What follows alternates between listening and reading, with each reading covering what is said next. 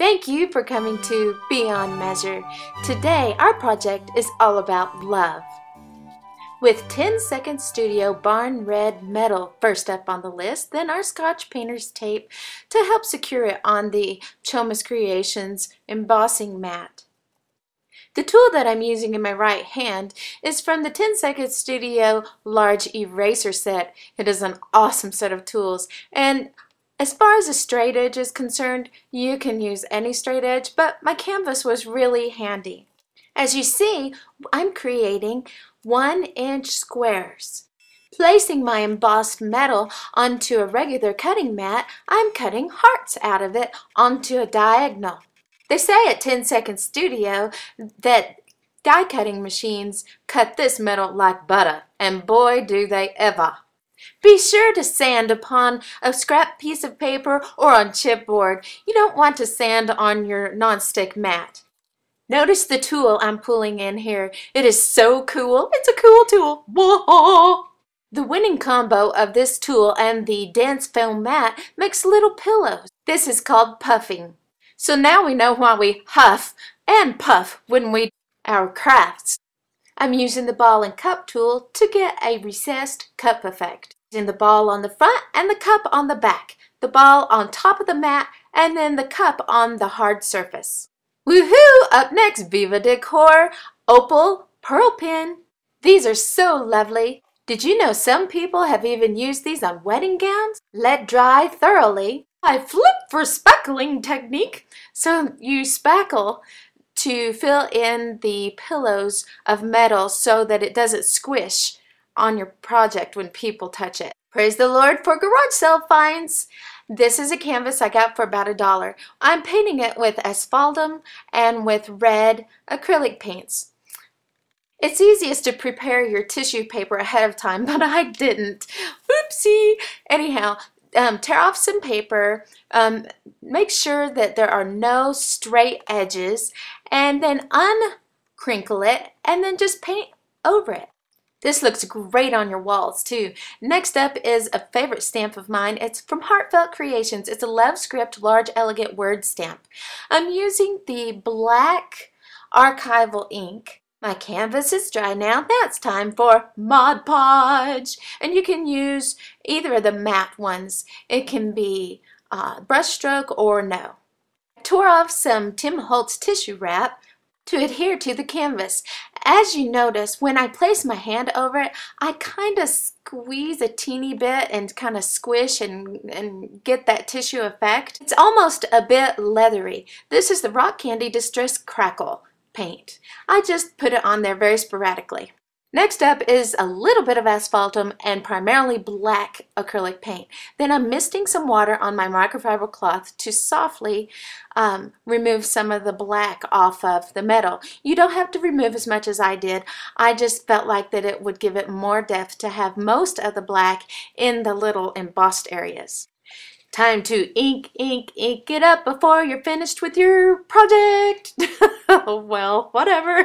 The Lord and my sweetheart make my heart sing, so that's one of the reasons why I chose the symphony tissue wrap rather than the other one with the words. At last, my love. Oh, I must stay focused. This is a copy of the stamp I stamped earlier in the video. I enlarged it and copied it onto parchment paper. And I've got to ink it up, do-do-do-do, do-do-do-do. Now ink it up, do-do-do-do. And see, I'm aging it. Don't be afraid of crinkling your paper. You can always do it more, do it less, this, that, and the other. Love this Heartfelt Creations stamp. It says, love is patient, love is kind, love does not envy, love does not boast, and so on and so forth.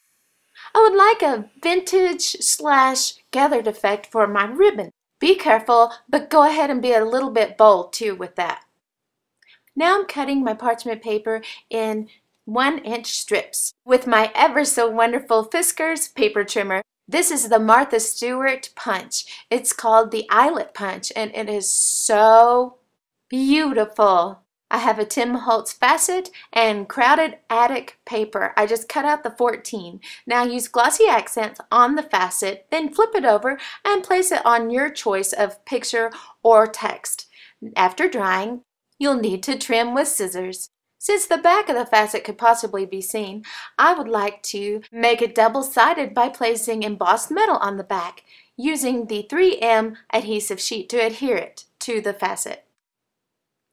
I'm pressing the facet to the glue. Now I'm sanding it, trimming off some of the extra parts, now sanding the edge. Sanding makes such a huge difference and gives you such a professional result. Using the pick, I'm puncturing the hole in the facet. Woohoo! Next, I'm tracing around the heart so that I can cut the adhesive sheet to fit my heart perfectly. After cutting it out, I will take the white sheet off of the adhesive and put all of the adhesive onto the back of the heart, pressing it semi-firmly, but I prefer to flip it over to press it against something flat. I inked my paper doily before applying the trim. This is the trim that was made with the Martha Stewart eyelet punch. Notice how I'm folding it. Then I'm applying my Scotch adhesive with my ATG gun. Not going to carry around anything extra here. Up next is the Tattered Angels Glimmer Mist in suede. Just missed it just a bit for a nice little shimmer. Using my Make the Cut and Cricut combo, I am cutting out a pattern for a rhinestone flourish, as I am painting this grunge board flourish with, fired brick crackle paint, and now I'm inking it. Of course I had to dry first. That's the package that came in, and that was the facet. I'm using glossy accents to adhere the satin ribbon to the eyelet trimmed doily. I did the heat tool effect on both sides of the satin ribbon. Da-da, da-da-da-da-da. Here's the canvas. I've already placed some of the rhinestones using my flourish pattern upon the upper area, and now I'm showing you how to do so in the lower portion. I also used a marker to place little bitty dots so that you can see where to place your pearls from your pearl pin. Oh, the fun has begun. Let's take the pink off of the adhesive sheet, pressing the heart, the metal heart, onto the doily, and using the paper stump to secure the edges and the little embossed areas to the doily.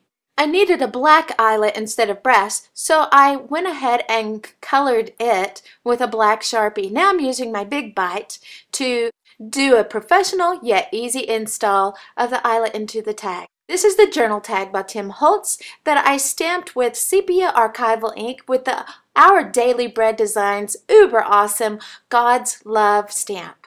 Got everything ready to go, and now it's time for putting it together. I placed a glue dot underneath this letter to adhere my chain underneath to the canvas. I'm using some hot glue to adhere my heart to the canvas and the paper. Next, I need to poke a hole through all layers with my pick from Cricut. Installing the hitch fastener by Tim Holtz in there to be able to lay the chain upon it. And then I'm placing glue dots on the back of the tag so that it will help to secure it to the project. Next up is some rock candy distress stickles that I'm going to use on the love part. That's our completed Valentine project. I love you. A bushel and a peck. Thank you so much for coming by. Be blessed beyond measure.